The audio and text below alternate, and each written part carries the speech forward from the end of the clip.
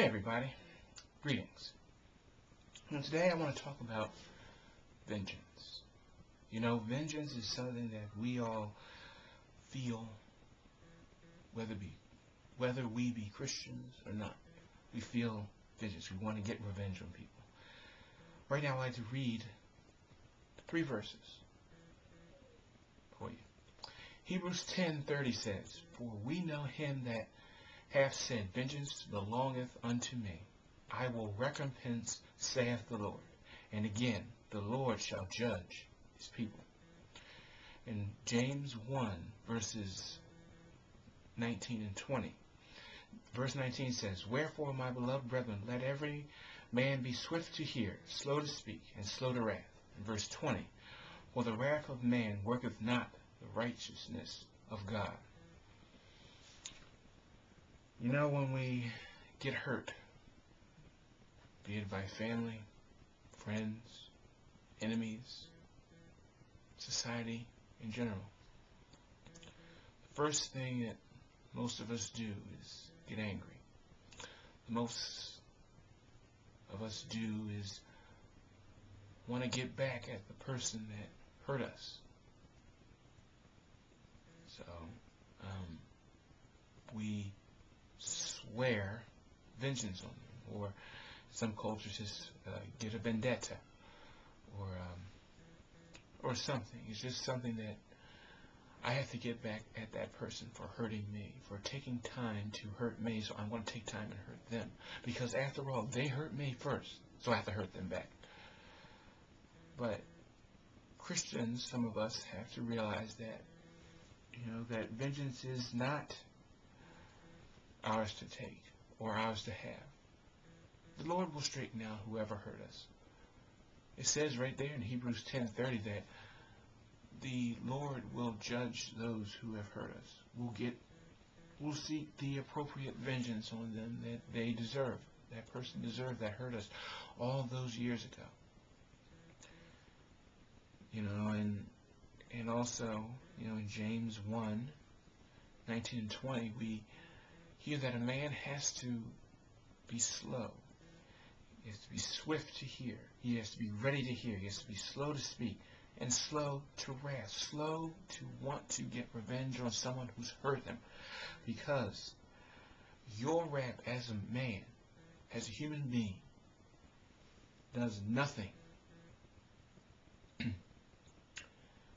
in God's righteousness.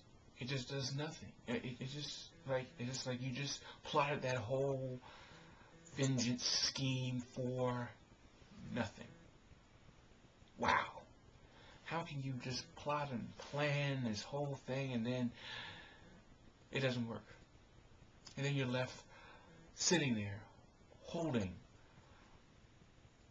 more contempt, more rage, or what have you. Recently, over the weekend, last Saturday, really, something happened to a family member of mine.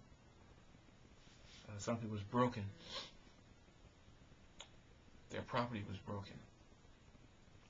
At first, I was not very happy. I was not a happy person. I was not feeling very Christ-like, if you will, towards the person that did it. But as time went on that day, and as I heard information, I remained angry, but I didn't want to hurt anything. I wasn't plotting and planning, I guess like I had been earlier. But then today,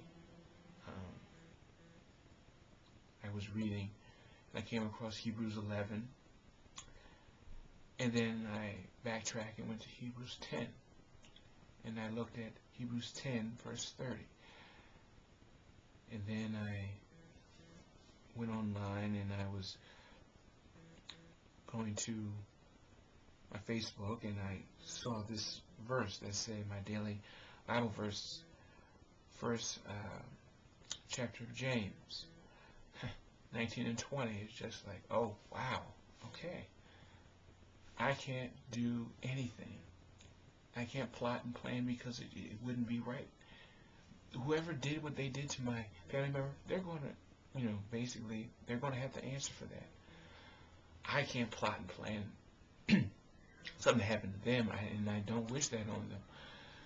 I'm hurt that they did it in the first place. I'm upset that they did it in the first place, but in the end, they're going to have to answer to God, not to me. And for all of those people out there today who are watching this video, don't use vengeance. Don't plot and plan or do anything against the person who has hurt you. Yes, I mean, people hurt you, and people will always hurt you.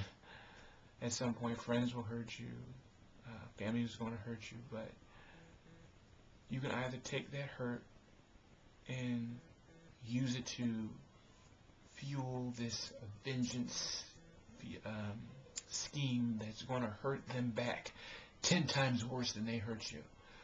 Or you can just be like, as it says in James 1:19-20, "Wherefore, my beloved brethren, let every man be swift to hear, slow to speak, slow to wrath." Well, let's just focus in on that part. Those last 3 words, slow to wrath. So, are you going to be slow to wrath today against someone who's hurt you?